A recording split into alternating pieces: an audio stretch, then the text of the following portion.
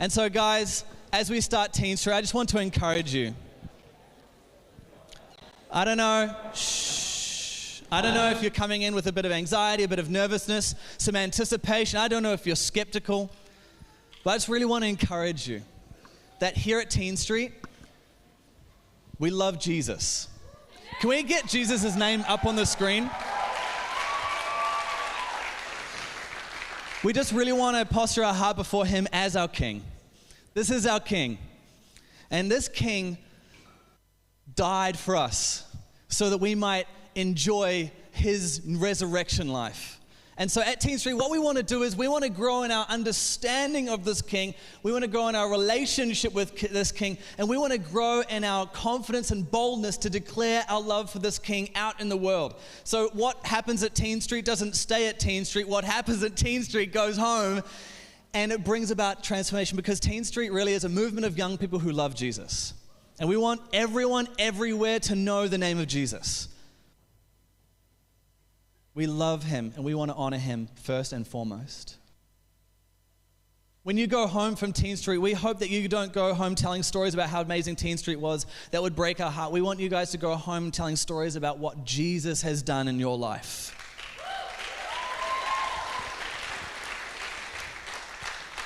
Those are the stories that we want you to tell.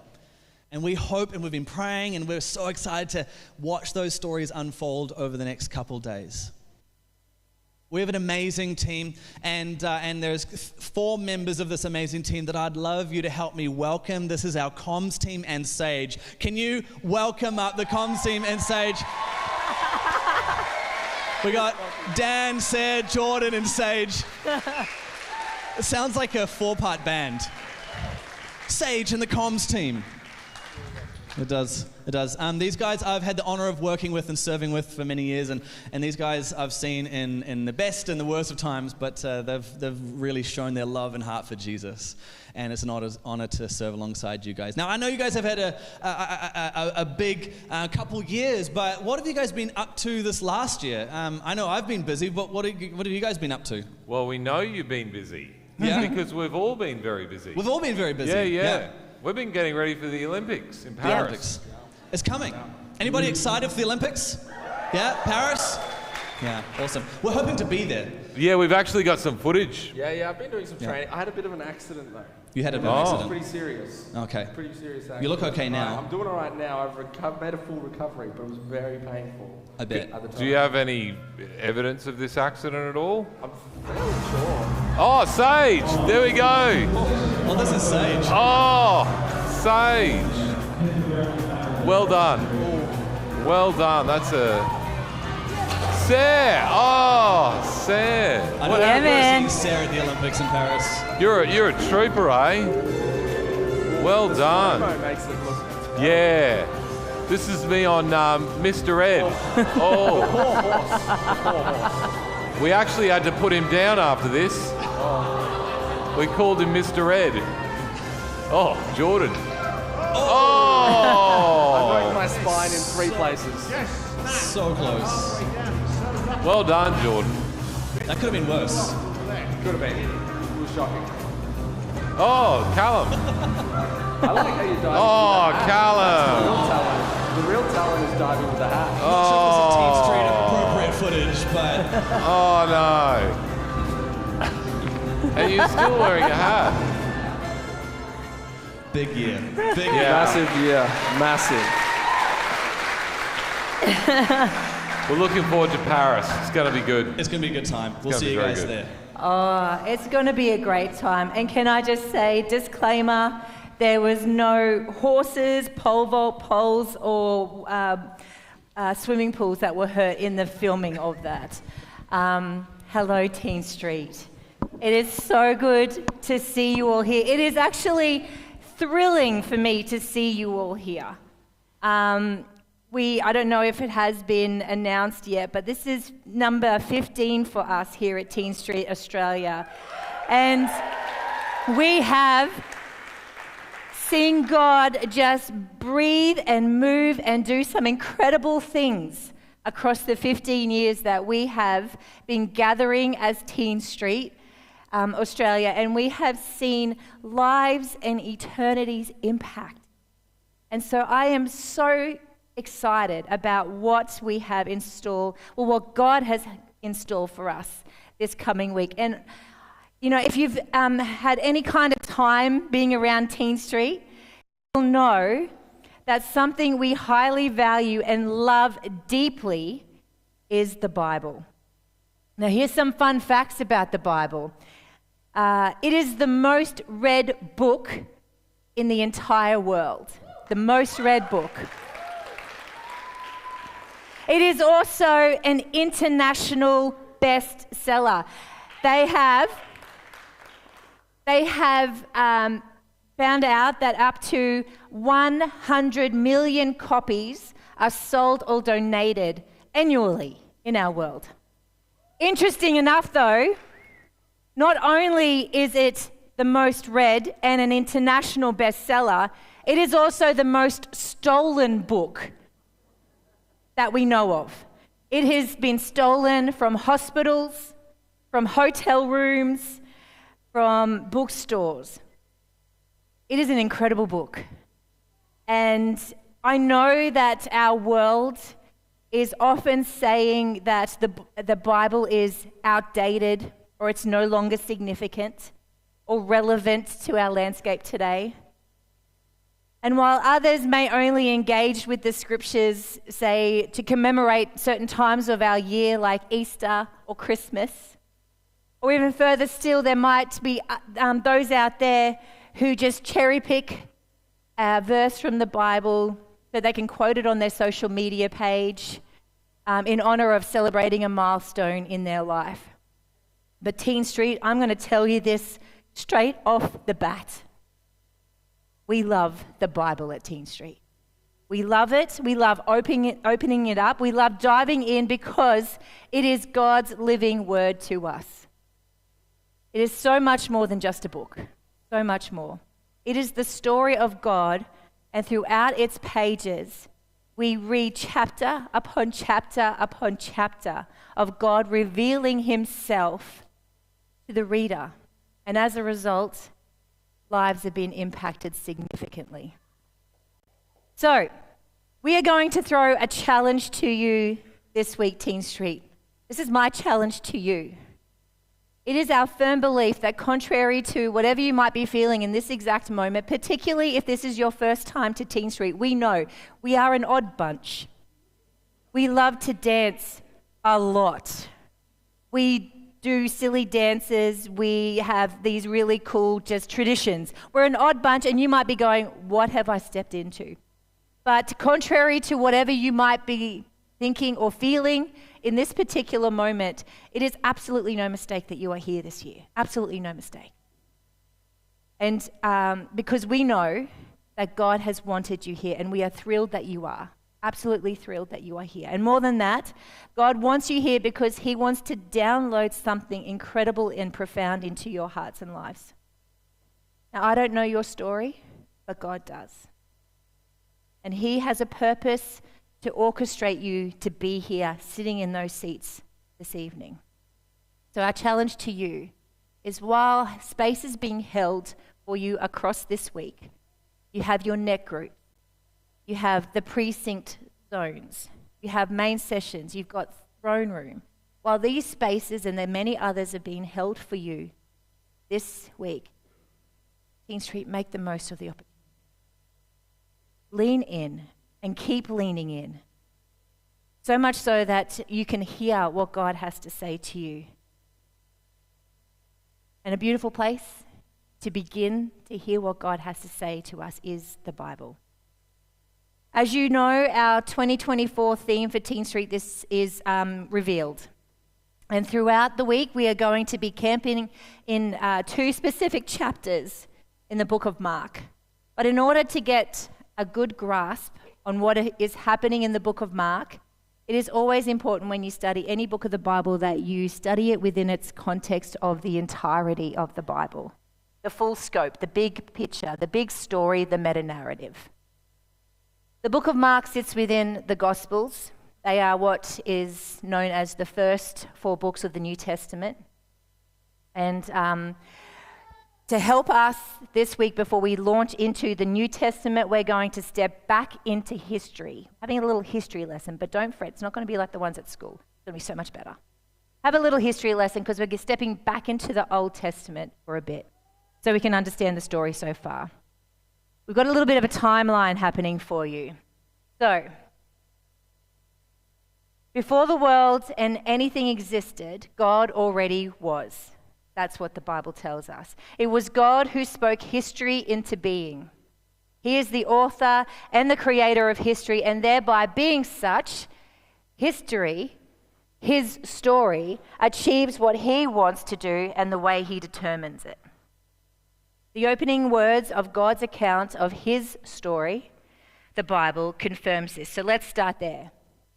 Now, again, contrary to what you might believe, particularly on the back of what is promoted in our culture today and the narrative of today's culture, TeenStreet, you and I are not the main characters of God's story. The Bible does not begin on account of human origins or even the cosmos. In the beginning, God. They are the first 4 words of the Bible. And prior to the inception of our universe, before the creation of everything out of nothing, beyond our space-time continuum, there existed God. Straight up in the first 4 words of the Bible, it is explicitly clear that the main character of his story is God. History is his story. It is important to note here that this does not mean that humanity's role in his story is insignificant. Quite the opposite. The Bible tells us that the culmination of God's creative order was when he created Adam and Eve. Humans were created for good. They were created to love God, love each other, and to cultivate the planet. So important and significant was humanity to God that he actually created them in his image. We are his image bearers. Humanity was given the mandate to be gardeners and governors of God's good world. This was the reality of the Garden of Eden spoken about in Genesis 1 and 2. You can read it on your own. God and humanity delighting in God's perfect world. Eden was the epitome of the good life. Yet, I'm sure you can agree with me here, Eden is a far cry from the world that you and I inhabit today. Something sinister shrouds God's good world in darkness because everywhere we look, our families, our news feeds, our schools, our nations, we see evidence of evil. Something has gone wrong. So what has happened to the good life humanity knew in the Garden of Eden? The next chapter of history answers this. While in his creation, God freely dwells with his people, Adam and Eve, in an unspoiled earth, Genesis 3 speaks specifically of a moment in history that changed the course of humanity. At this juncture in our timeline, we are introduced to a dark and mysterious rebel who aptly takes the form of a snake in order to spread deadly poison. Known by many names, the devil, Satan, enemy, the father of lies, this crafty and shadowy creature engages Eve in a conversation. The serpent, who is seeking to enlist the humans in his rebellion and to break their faith in God, raises a question that tempts Adam and Eve to pursue life on their own terms. And even though they had no reason to doubt God's goodness or doubt that his wisdom would lead to their flourishing, their freedom, and life, in a direct challenge against God, the snake lies suggest that there was something that they were missing out on by trusting and obeying God, that God was holding something back from them. Adam and Eve were faced with 2 options. Option 1, don't eat the fruit and continue as they have, using God's wisdom to govern the world and to navigate life by a complete trust in him. Or option 2, choosing to redefine good and evil on their own terms, and instead of imaging God, they can seize power for themselves and become God. Adam and Eve did the unthinkable. They decided that God cannot be trusted and chose option 2. Upon eating the forbidden fruit, the vice of sin originates in human history and sets us all on a path that leads to captivity and to death. This is a bleak moment in history, to be sure. This moment when sin entered the story of humanity, and ever since it has been making itself known through evil, pain, suffering, tragedy, death, shame, guilt, fear, among others.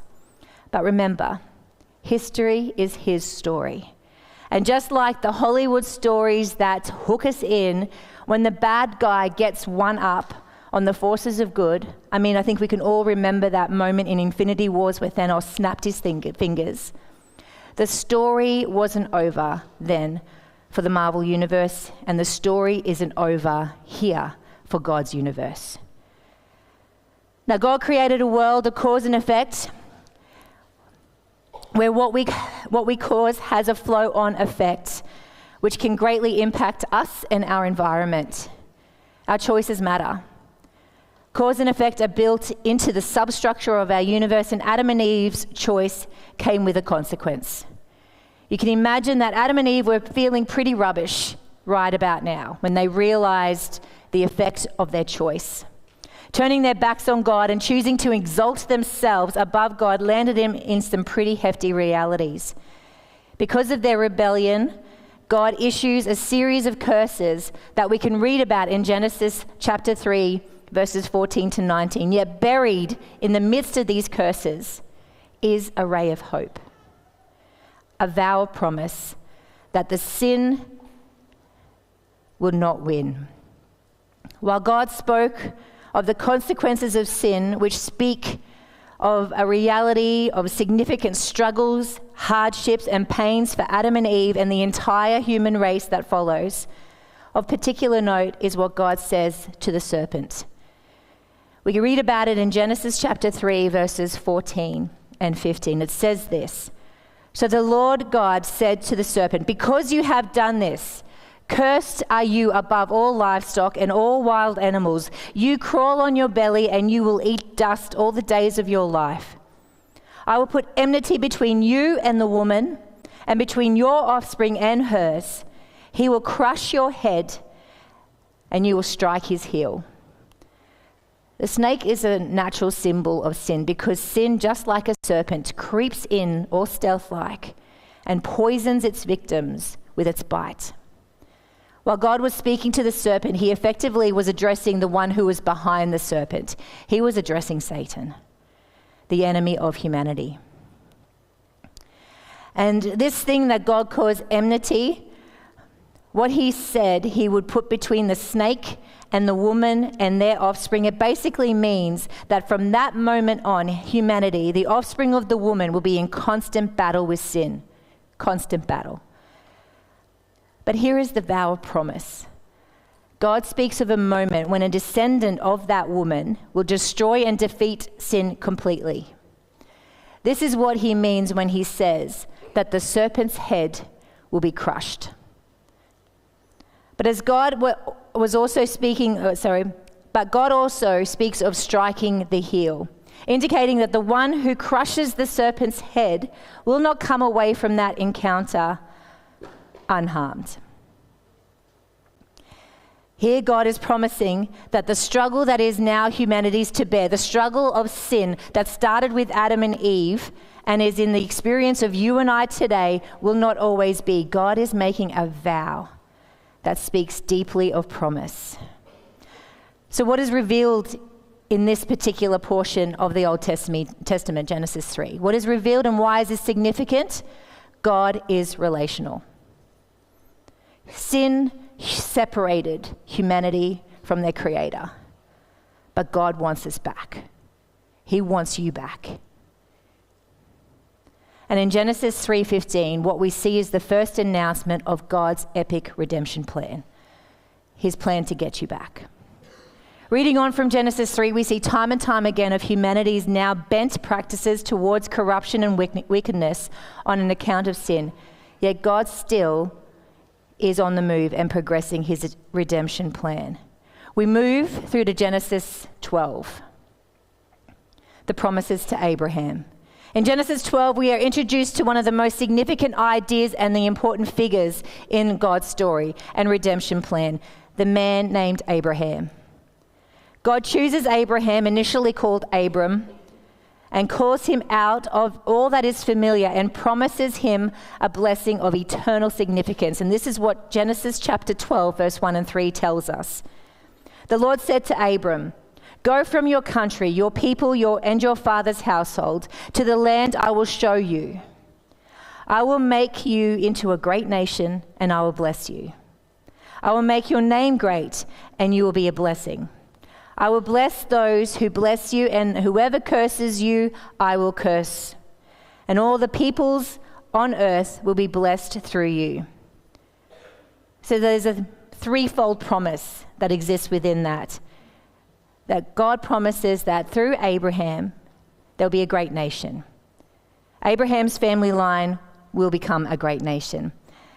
The second one is a great land. Abraham will be given a great land in which to dwell.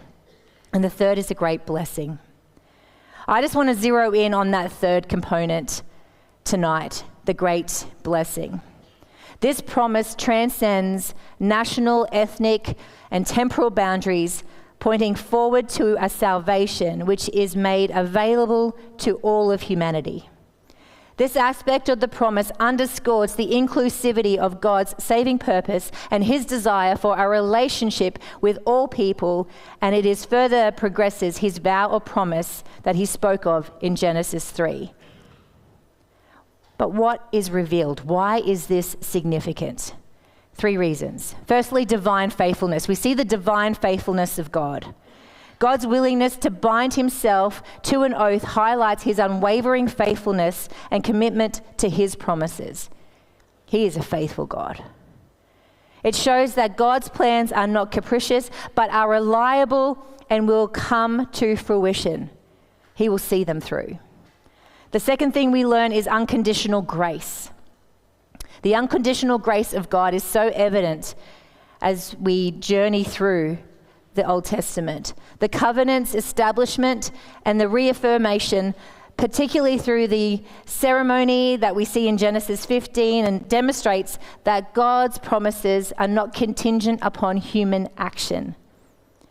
They are acts of pure grace, initiated and fulfilled by God based on his character and purposes. And the third thing that is revealed in the story of Abraham is that the Abrahamic covenant, the promises that God made to Abraham, sets the stage for the unfolding of God's redemptive plan through history. It is a cornerstone that points forward to something new coming, which the promises to Abraham are fully realized as we continue our story. Now, TeenStreet, we are only in Genesis, the first book of the Old Testament. And can I say, the story only gets better from here.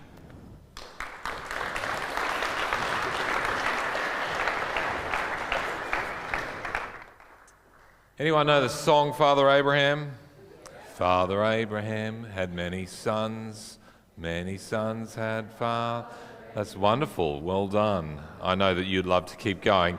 But Abraham, he had one son, didn't he? Anyone know his name? Isaac. And they had Isaac when Abraham was about 450 years old. Not quite. He was very old though, and his wife Sarah was also old. She was completely beyond childbearing years. But God did a miracle because God had made a promise.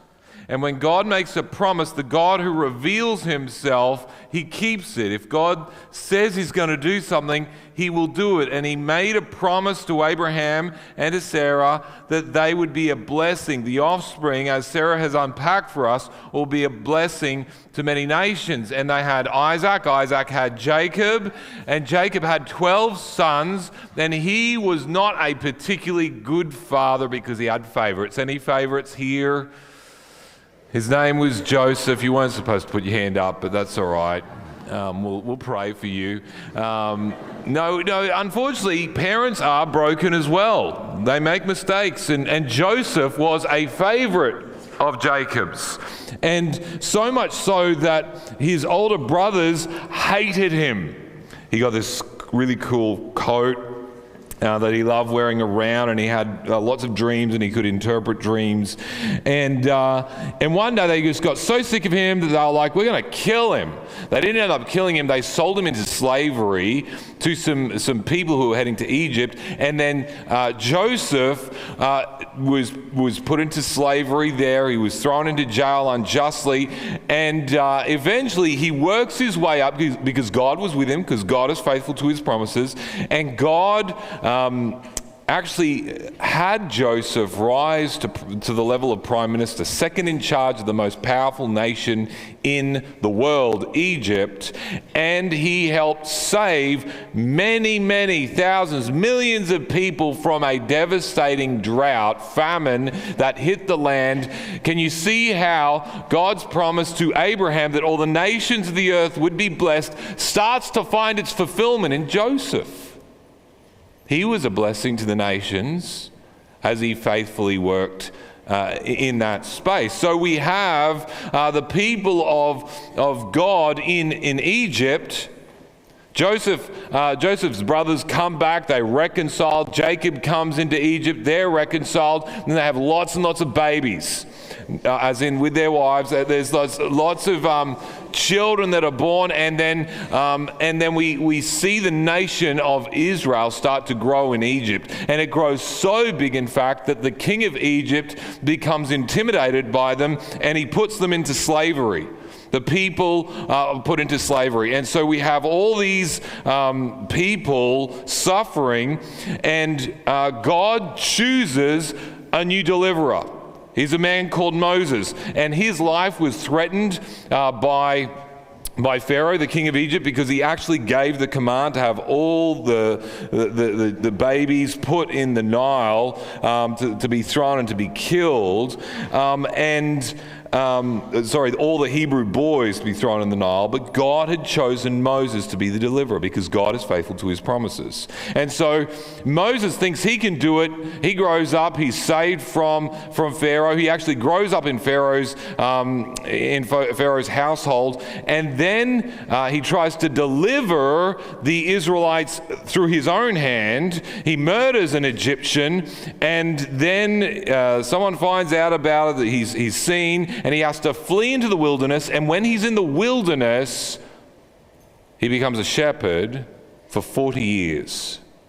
That's a long time. I don't think any of you are 40. If you are, you've repeated year 12 many times. But Moses has a moment after 40 years where there's this burning bush. And what's crazy about this burning bush is that it's burning, but it's not burning up.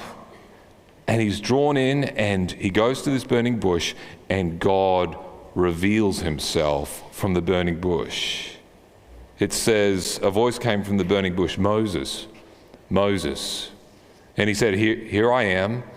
Do not come near. Take your sandals off your feet, for the place on which you are standing is holy ground. God was now revealing himself to Moses, the one that he had chosen to save his people from slavery. And as we're saying this, we need to be starting to think, what is God teaching us about what he will do in the future? Who will God choose to save us, his people, from slavery? This is all part of the plan. And so God speaks to Moses from the bush, and he has this incredible name for himself. Because Moses, he's not keen to go. He doesn't want to go back to Egypt. And he says to God, if I come to the people of Israel and say to them, the God of your fathers has sent me to you, and they ask me, what is his name? What shall I say to them? God said to Moses, I am who I am. Oh, no one else gets that name. No one else reveals themselves with that name. He says, tell them, I am has sent me to you. God is the God who reveals himself. from the burning bush. So Moses goes into Egypt. God does this incredible work of rescuing the people out of Egypt. There's 10 plagues. It's pretty crazy. And then he pulls them, he draws them out. They come through the Red Sea into the wilderness. More than 1 million people. There's a lot of people that Moses is used to liberate the people out of Egypt. And they come into the wilderness, and it's time for God to reveal himself, not just to Moses, not just to Abraham, Isaac, and Jacob, the patriarchs, as he's done in the past. He's going to reveal himself to the nation of Israel. And they come to a mountain called Sinai, and there is this epic moment where God reveals himself at the mountain. And I'm reading here from Exodus 19 verse 16, which says, on the morning of the third day there was thunder and lightning. This would have been absolutely epic. Could you imagine you're standing there at this mountain looking up, there's thunder and lightning with a thick cloud over the mountain. Those people who live in Toowoomba are used to what that is like because it's half the year. And there is a very loud trumpet blast. Everyone in the camp trembled. God was revealing himself to them. Then Moses led the people out of the camp to meet with God. And then Moses made his way up the mountain, and God gave Moses the 10 Commandments, the law. And this is about what it means to be in relationship with God, because God is a God, not only does he reveal himself, but he wants to be close to us. And so he gives them the law, not just as a set of rules because he's like a nasty teacher who likes the idea of rules. He gives the law, he gives the 10 Commandments because he wants to be close to his people. He's a holy God, the people are sinful, and he wants to be close to his people, so he gives them the law. This is what it means. This is how this relationship is going to work. And so God desires relationship. God gave the law. God reveals himself. And then we move forward a bunch of years to a time when the people had become sick of just not having a king. Everyone else had a king, and so they came to Samuel the prophet, who was a leader in Israel, and they said, we want a king. And so they chose a guy called Saul, who turned out to be a dud. He wasn't a very good king. But there was a boy, probably similar to your age, and he was out in the fields taking care of sheep. He was a shepherd. And God was watching. And God was revealing himself to David, this little boy. And God had chosen David to be the king. And he was anointed as king, and he replaced Saul. And David was known as a man after God's own heart. And David was actually a very good king. He was Israel's greatest king. And David had on his heart that he wanted to build God a temple because God had blessed David in amazing ways. And King David wanted to build a house for God. But in response, God made a promise to him. This is from 2 Samuel 7, chapter 7, verse 16. He says, your house and your kingdom will endure forever. Before me, your throne will be established forever. What is God saying there? What's that? That's a promise. God is making a promise to David that his kingdom will be eternal. Guess what happens? If God makes a promise, does he keep it? God is a God who reveals. And God desires to be close to his people.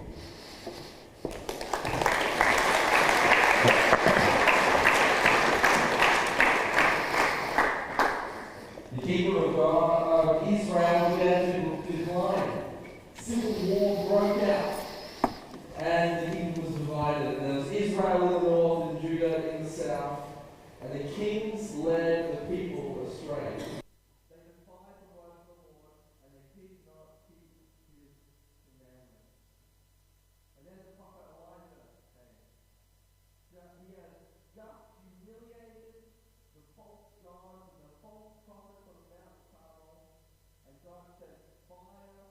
heaven to burn up the altar, proving that Yahweh was the one true, all-powerful God.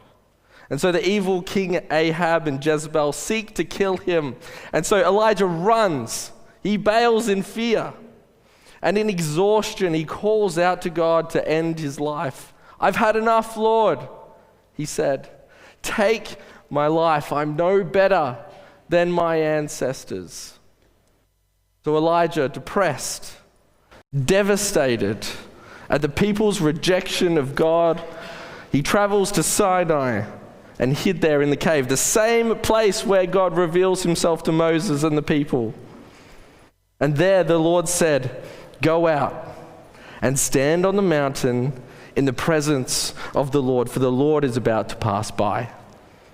And a hurricane wind ripped through the mountain and shattered the rocks, but the Lord was not in the wind. An earthquake violently shook the ground, but the Lord was not in the earthquake. A great fire engrossed the mountain in flames, but the Lord was not in the fire. And then there came a gentle whisper. And when Elijah heard it, he pulled his cloak over his face and went out and stood at the mouth of the cave, and the Lord spoke to him. And God reveals that he is powerful, but he is also gentle and near to those who are hurting. He comforts and strengthens the broken spirit of Elijah.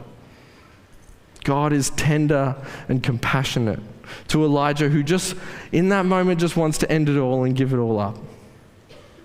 But he does encourage him, strengthen Elijah by speaking to him in a still, small voice, in the quiet. But the kings of Israel and Judah, more often than not, did evil in the sight of the Lord. Go to the next slide. And then there's the fiery furnace. Because of God's people, because of their disobedience, they find themselves in exile, captured by Babylon and forced to assimilate. And this may be the lowest point in the story so far. They had no land. They weren't a nation. They had no king. There was only a small remnant that remained. And they resisted Babylon's attempt to reprogram them. They did not bow down to the idols, even though they were thrown into the fiery furnace. But God rescued them from the furnace, and God was with them in the fire. And during this time of Daniel, God spoke to Daniel through a vision. And he said, and Daniel says, "I saw someone like a son of man coming with clouds of heaven. He approached the Ancient One and was led into his presence. The Son of Man was given authority, honor, and sovereignty over all the nations of the world, so that people of every race and nation and language would obey him. His rule is eternal. It will never end. His kingdom will never be destroyed." And God revealed through Daniel's vision that there is still one coming who will be an all-conquering king. This king will be able to approach God himself, be in his presence. He will not need to cover his face like Elijah or like Moses. This king will bring unity to the world. He will rule forever, and his kingdom will not be shaken. What a glorious day it will be when this king is revealed. And after 70 years of exile, God's people return to their land. They rebuild the temple, but the kingdom of old is shattered. It's a mere shadow of what it once was. And so things went dark and silent for for 400 years. No new prophets were raised up. Nothing new was revealed, and God was silent.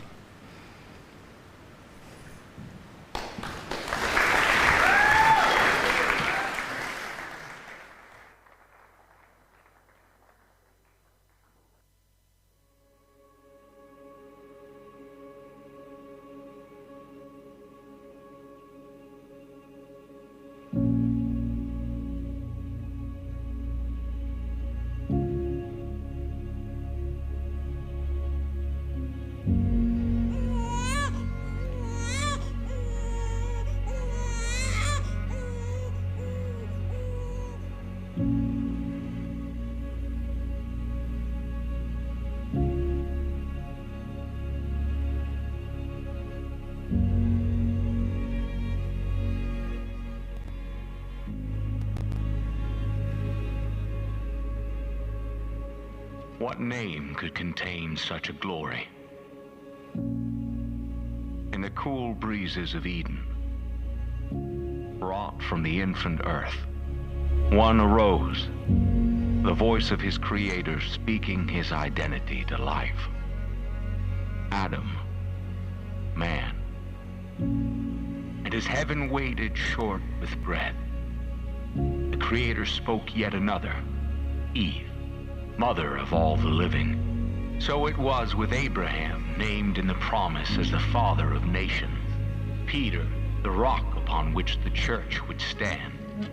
The name called to life the destiny within. The name set the stage for all that was to come. And unto us a child was born. And what name could contain his glory? For he was mighty God, as the universe gasped into being, flinging rays of light from his presence to pierce the void, to shatter the shadows to a tapestry of color. And he is mighty God, shattering our darkness, revealing our light, our truth in him. He was everlasting Father when orphaned Israel needed a father's touch. When we, with grief-stricken cheeks, need the embrace of one who never leaves. When we have lost our way to dark horizons, it is our everlasting Father who lights the way home. He is Prince of Peace.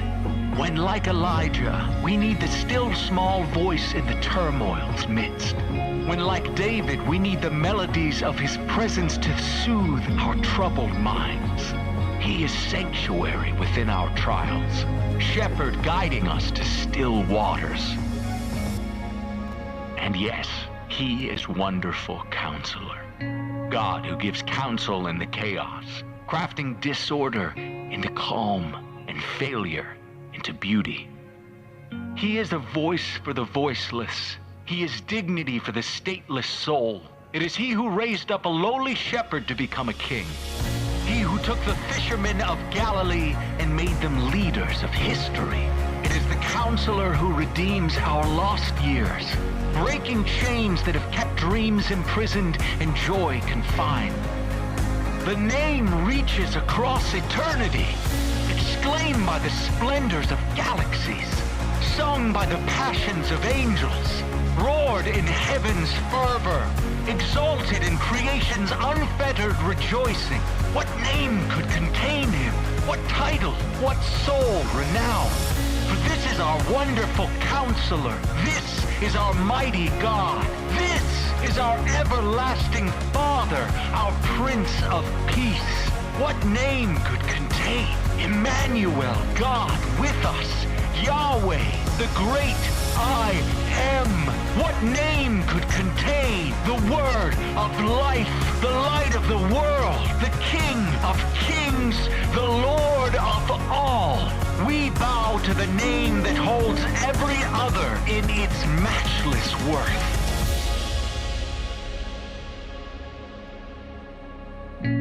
What name could contain such a glory? What name but Jesus? We cry Jesus. We cry holy is